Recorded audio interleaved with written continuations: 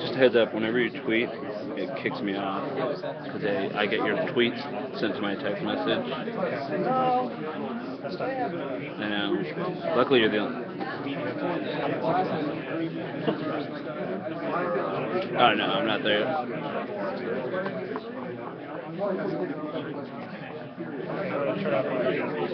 Computer the same power. Here we go. Here we go. Sorry, guys.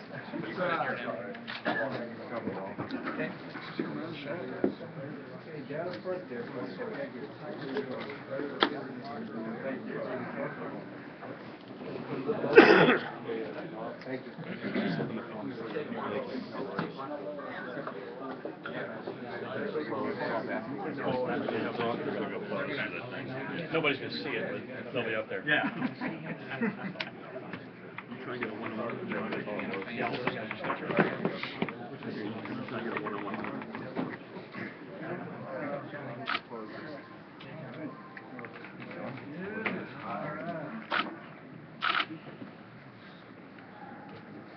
Oh, nice bag. Yeah. Johnny, can you compare this to your first trip to New York? A little different. I guess it's just taking it up a whole other level, but happy to be here. Have you been noticed on the streets quite a bit already? We just walked across the street a little bit. A few people run into me and Mansai. And we're just messing around, so people don't really get a chance to have the opportunity to talk to us that much. Have you had a chance to embrace this whole, I mean, it's a crazy week, but this particular moment, now that you're here, the magnitude of what this award is all about? Starting to. The more that we talk to the guys with the Heisman Trust and the guys who are kind of showing us around and really get the magnitude of what this award is all about and what they do for charities with past winners coming in and stuff like that. You get to see it on a bigger scale, and it's awesome to see. What have you and Manti talked about coming up here? I know Kyle's not here, but just going up head-to-head against each other on this. We've just been talking about just goofy stuff. We've been talking about video games, playing Galaga, just some things from, I guess, back in the day, just messing around with each other and kind of seeing who's going to take more pictures. He's definitely taking that award right now. We're just giving each other a hard time and making the most of this trip.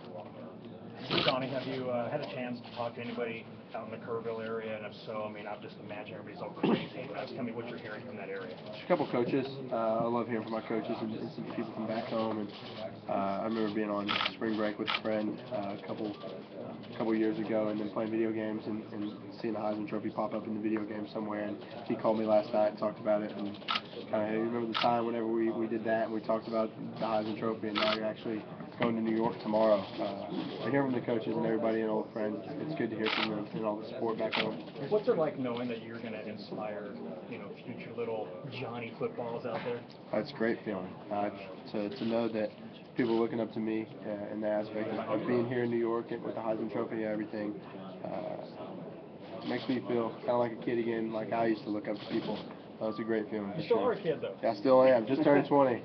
Out of the teen stage, I guess. Did you ever have that moment as a kid, the 2000 whatever trophy goes to Johnny Manziel? I mean, have you played that moment in your brain a little bit? Maybe a few times, but more of a fantasy than actually being here in New York and having the opportunity to actually go through the whole process. It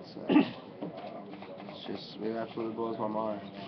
No fantasy, you got to give a speech if you win. Have you done that? Have you written the speech? I think if you get to this point, everybody has to have a speech. You have to be prepared for whatever the outcome may be. So I've definitely been working on it a little bit and try to get some things from the heart that I'd like to thank as many people as I can, because without them I wouldn't be here. Maybe a dumb question. If you play in front of 80,000-90,000 people in a stadium, but I mean millions are going to watch. Nervous? I'm sure there'll be some that's not your. I'm sure. I mean, at the Home Depot Awards last night when those awards were being handed out, there was definitely some nerves there, a little bit, but this is an even bigger scale, so I'm sure there'll be a few butterflies here and there. Johnny, looking back in the summer when you're trying to just win the quarterback job, let alone be here today, can you just, in a few words, walk us through craziness? What a journey it's been.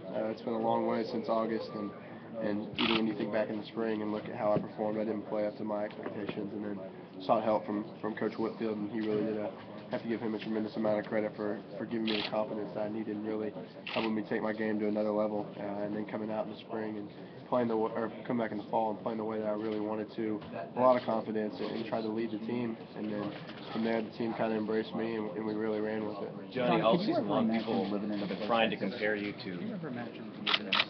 Living in a city like this would be hard for me. I'm a small town Texas guy.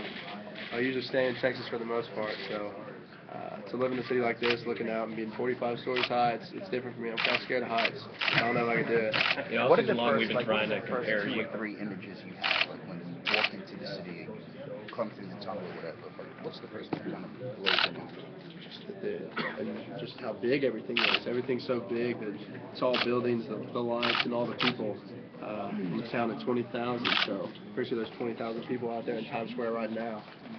All season long, we've been trying to compare you to somebody, a quarterback from the past or something like that. Who do you compare yourself to? There's a lot of guys that people kind of compare me to in the media. Doug Flutie's a guy that I would love to be compared to. Him and Brett Favre. I love the way Brett Favre plays the game. He's a gunslinger, tough as nails. I really like the way he played. So if I had 2 people to pick from, those would be 2 people. Especially with Doug Flutie, when you see in his commercial all the time, he felt like his stature it gave him an advantage. And me being a shorter quarterback, I feel like the same goes for me. You've got the Johnny Football nickname here in New York. Broadway Joe carries a lot of weight here. You kind of heard those comparisons. I haven't. That's the first time actually. What do you think about that? Which one? It's pretty funny. His is pretty good.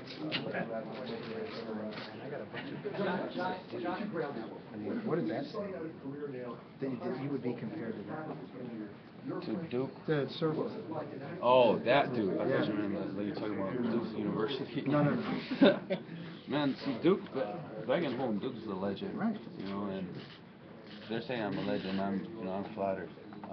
But I'm not trying to be a legend. I'm just trying to be, a role model. I'm just trying to show kids and give them hope that, hey, I did it, you can do it. I stepped out of the whole Hawaii bubble and try to represent Hawaii in a positive way, and hopefully I did just that. You know, I know you talk to your dad a lot, during the games, after the games. Did he give you any kind of talk during the awards, or what this means, or put this in perspective for you at all?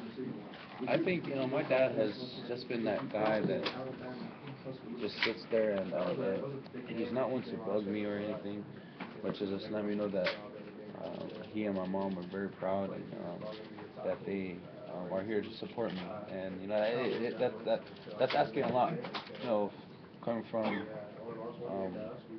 6 kids in our family, and 5 of them are at home, and so my 4 sisters have to take care of my little brother because my parents are here, and so that's asking a lot of our family. It's obviously it's a financial, struggle to be here, but it's also, a strain on my sister.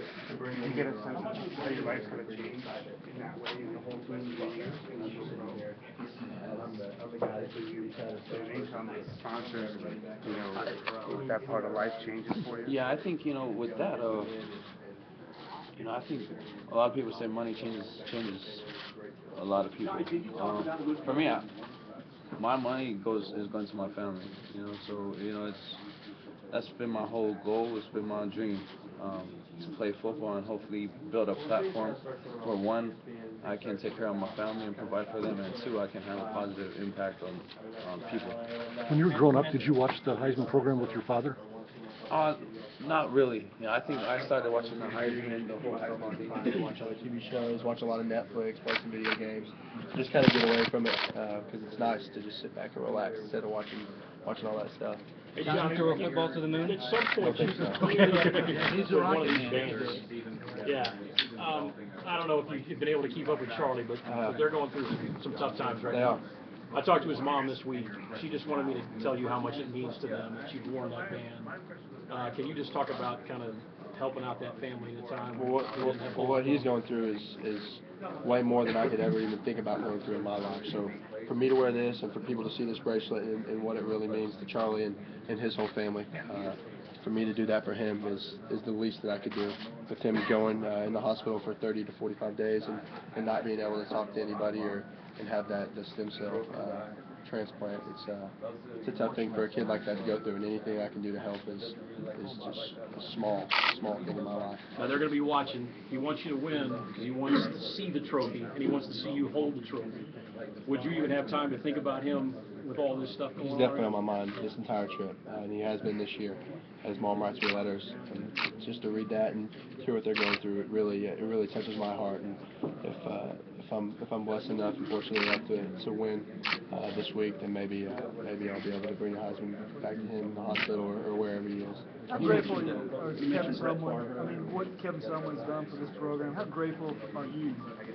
So thankful to have the opportunity to play to Coach Sumlin. He gave me a chance, and that's all I felt like I really needed. If I got a chance and got to show my ability, then I felt like I could lead the team and do some good things. I didn't know it would be on this grand of a scale, but for him and Coach Kingsbury to see some potential in me or whatever they saw in me, it's been a blessing. Can you describe your relationship with Cliff and maybe what this would mean, a win would mean to Cliff?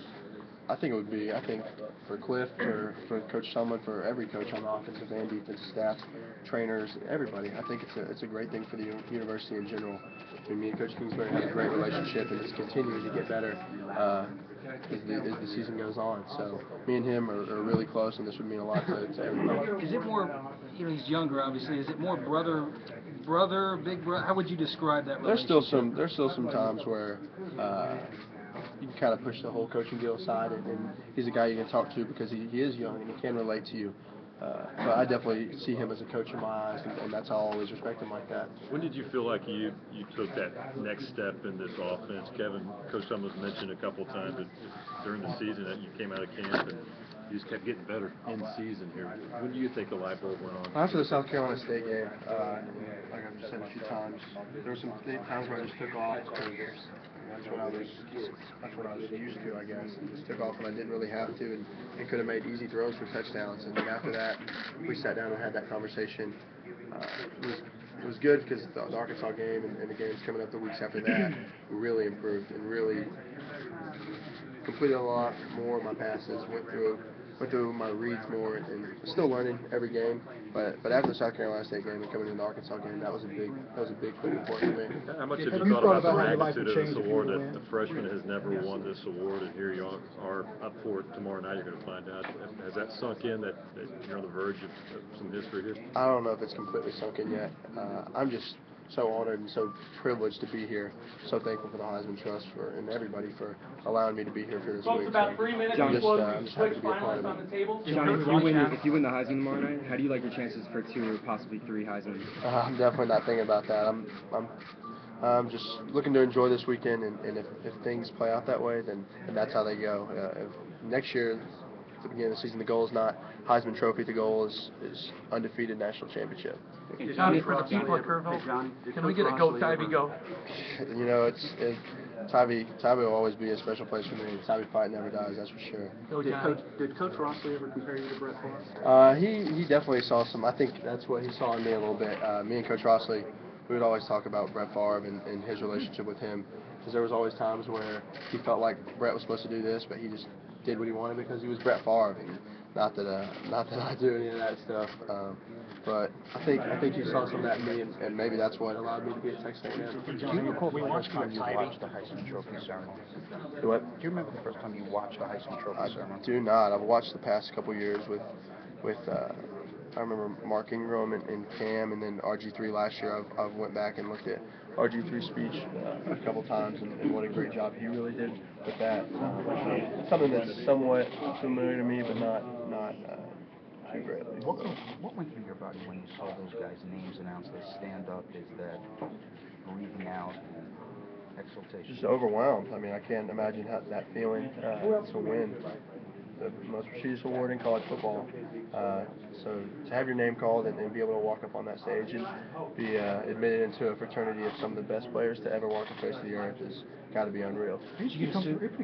Did get a suit. What can you give us a little preview of it? I mean, are you going to go RG3 like? I think we'll see it tomorrow night. I'm not gonna say too much. Johnny, maybe this comes pretty, seems pretty Yeah, I'm fine with it. I'm fine with all the questions and everything. I feel like not being able to talk during the season, people didn't really get a grip of who I was or if I could handle all this, but I feel like I'm okay with it and enjoy doing it. As fun as this week has been, you actually have a football game coming up. Will you be ready to kind of get back into that It'll routine? It'll be nice to enjoy this weekend and with a great group of guys, and then to go back on Tuesday or Wednesday or whatever and really hit the Oklahoma film hard and then get back with my teammates and get back into the groove of things. It'll be nice. Not talking was a great Heisman campaign, though, wasn't it? I don't know if that's really what he was going for or not, but I think he was just trying to keep me focused more than anything, and I think he did a good job of that. But you realize, like, the mystique grew, right? The more you were a mystery, the more people... It was a big mystery, and then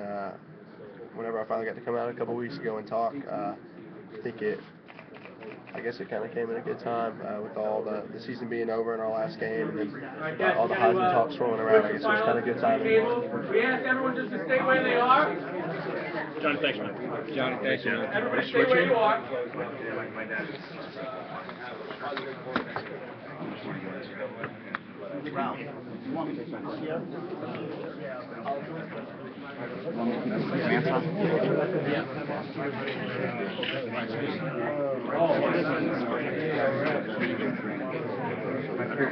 Everybody done, man's out?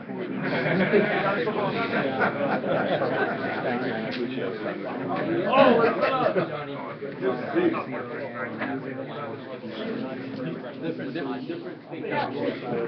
You get a winter coat? Your mom, did I get a winter coat? No. Perfect weather. I love the cold. Not the freezing cold, but I love the cold. Great guy, man. He's just a great guy. Loves life. Very laid back. Loves his family. Loves football. He and I share a lot of similarities. What do you family have in common? Pardon? So you have a lot of similarities. What do you family have in common? Oh, you know, he loves his family. You know, both his parents are here. His sister's here. He's always with them. Out of all the attention he's getting, he always finds time to just sit and talk to his family.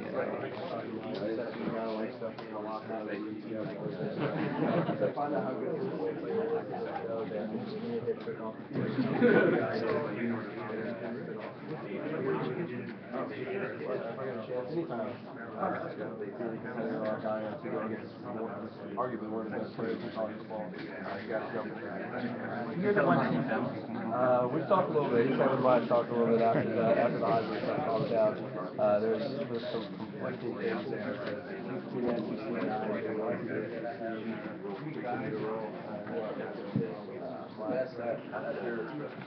Man, I've been dealing with this stuff for so long, the media crush and all the stuff in the news. You know, it's old hat for him. How hard is it for you to deal with this? I was telling him, I was like, I'm new to all this, man. You're the veteran in this, and I'm the little pup. So it's been new, but it's been fun. I'm taking it in stride, just trying to enjoy every second. I'm enjoying this right now, sitting here talking to y'all. Is it strange though that Johnny's beaten Alabama and you've seen their defense? I'm sure you must have seen Notre Dame at some point on TV this year. How do they compare to Alabama's defense? Well, I haven't got to watch Notre Dame as much as some of the other schools. I feel like every time that we've played, we didn't get a chance to watch them on TV too much. Of course, I see Manti's highlights all the time and diving on the ground, making interceptions, goal line stands. So you'll get there. For the Stars, and if I fall short, I like the cloud. And I shot for the Stars, and so did my other brothers back in South Bend, and it just happened to all the work we put in with our coaches. It just happened to play this playing Alabama and How do you I've seen Johnny play twice. Obviously, it's an Alabama game. little bit, and I seen him play against. I can't remember. He's a human video game. That's my description of Johnny Football. He's a human video game where it has all his traits jacked up to 100, and you just run circles with him as a quarterback, and then you can bomb it or you can just outrun everybody and score a touchdown. I think he's a human video game. Marcus, how do you feel the Notre Dame front seven matches up against the Alabama front line? I think it's going to be a great test for us, but I think we'll be ready. I know we'll be ready. I know our guys are looking forward to it, but we're always taught to know the terrain, know ourselves, and know our opponent. And that's exactly what we're going to do, and we already know ourselves. We know what we can do. Yeah. We're going to get to know the terrain, and obviously throughout all these 4 weeks we're going to get to know our opponent. So I think lining up against that great O-line, we'll be fine. Can I get a prediction? Right. Can I get a prediction from you? For the game? Yeah, man. Well, obviously, I hope we win. Can you talk about what it would mean to bring the Heisman tradition back to Notre Dame? I think, Tim Brown being I think for me, everything, all these accolades, I hope brings attention to other people besides myself. For me to be a representative of Notre Dame is my big thing. To win the Heisman, my personal goal is to win the national championship. And along the way, I'm blessed to win the Heisman. I mean, that's a dream come true, too. So if I win the Heisman, it's gonna go back to Notre Dame, and it's gonna be in its rightful place. Have you met a lot of guys in Notre Dame? I met some of them, yes. Greatness. They're guys that you tell your children about that. I remember the days in Tim Brown's. They're just the definition of greatness. What would you say your Heisman moment was if you had one?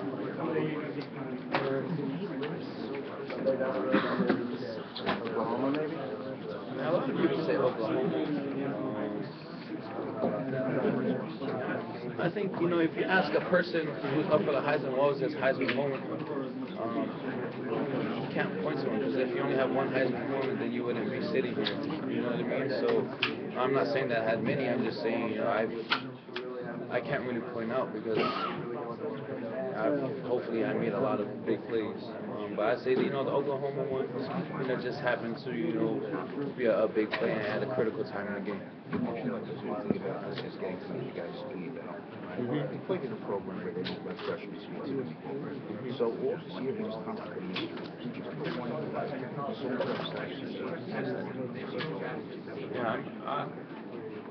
I was first introduced to Johnny Manziel and one of my friends, Lo Wood. Shout out to my boy Lo Wood. He told me, I'm voting for this guy named Johnny Football for Heisman. And the guy's my teammate. He's like, what? He's like, yeah, bro, I'm voting for this guy, man. He's so good. I was like, who's this guy? He's the quarterback for Texas A&M. You should check him out. So, thanks, bro. And thanks for the support, man. When I watched John, I was like, oh my gosh, this guy, like I said, he's a human video game. What has your team done for the Notre Dame program? They're contending for a national championship. As well as a Heisman, it's been a long time since Notre Dame has had thick things through holes.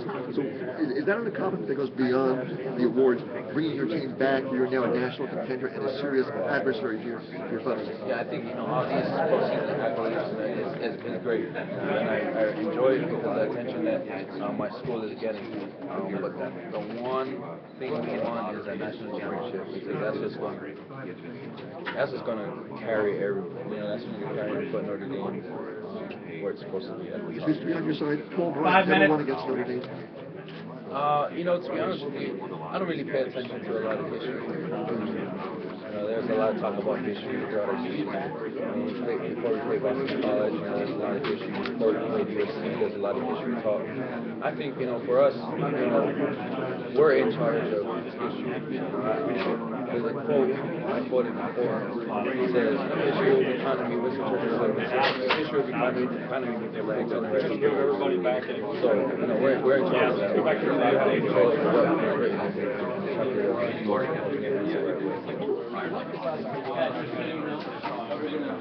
very soft-spoken, very humble guy, and just very, very. The guy you see on the football field and the guy that you meet as a person, it's just night and day. You see him jumping around, just being energetic on the football field, you know, just making checks and all that. But in person, he's just very, very quiet. Very Months ago, you said when you were with the Heisman, it's kind of surreal. How have you gotten used to it, and what does it feel like now? No, I still haven't gotten used to the whole. I still don't. I still haven't grasped that I'm in New York for the Heisman. It hasn't really hit me yet. I think, you know, for me, it hasn't hit me because I take it day by day. I'm just enjoying this day, and then, you know, I think I'll start to get nervous tomorrow. But yeah, it really hasn't hit me yet. Johnny comes from a hometown with 20,000 people. He said it freaks him out to be because there might be 20,000 people in Times Square right now. Yeah. Did he say anything to you, like in the time you've been together, like, do you believe all the taxes? Did he say anything about how mind-blowing the scene is here?